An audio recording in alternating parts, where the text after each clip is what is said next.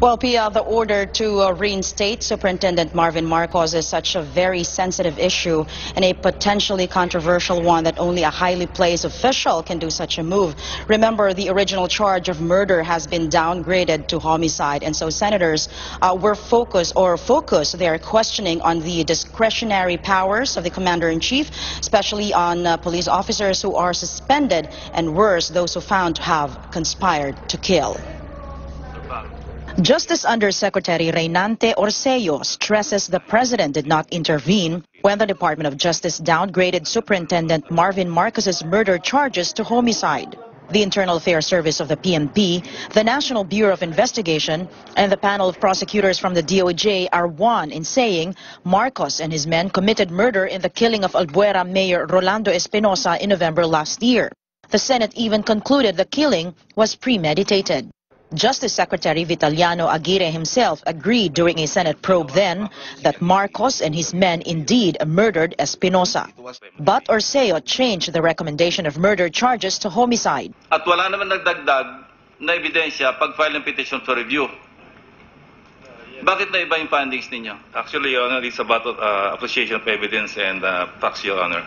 There's no additional So evidence. the same set of evidence, the same facts, the same set of witnesses, iba yung appreciation mo. Yes, Your Honor. Sa appreciation ng Senate, sa appreciation ng NBI, sa appreciation ng panel of prosecutors.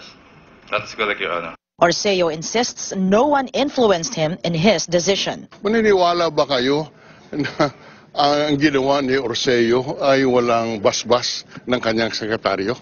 Marcos has now been assigned to head the Criminal Investigation and Detection Group in Region 12, while some of his co-conspirators were ordered back to CIDG Region 8, their former unit.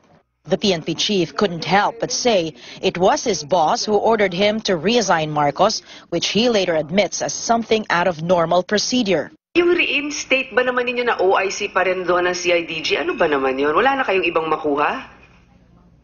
Your Honor, I am trained to follow orders, Your Honor. So who gave you the orders to reinstate him in that particular position? The President always intimated to me whenever we talk.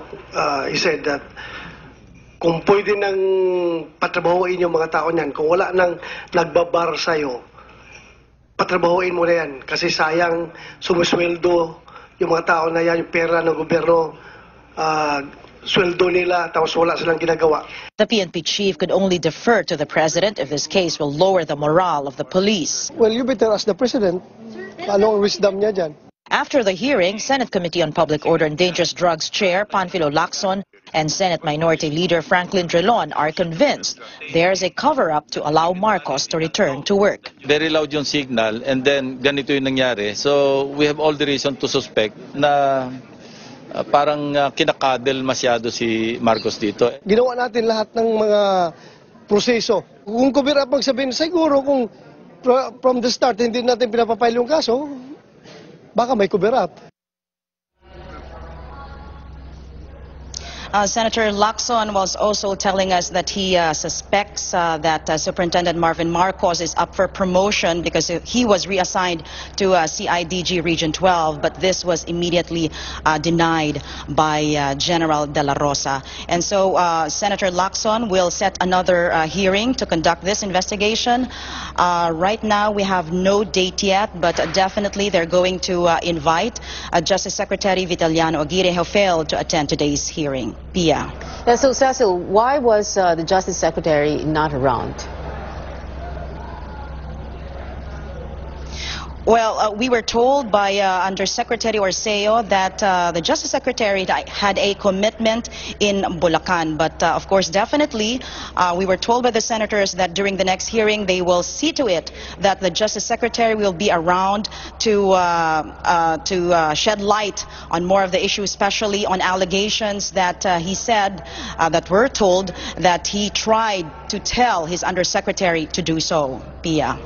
Cecil Lardizabal reporting from the Senate.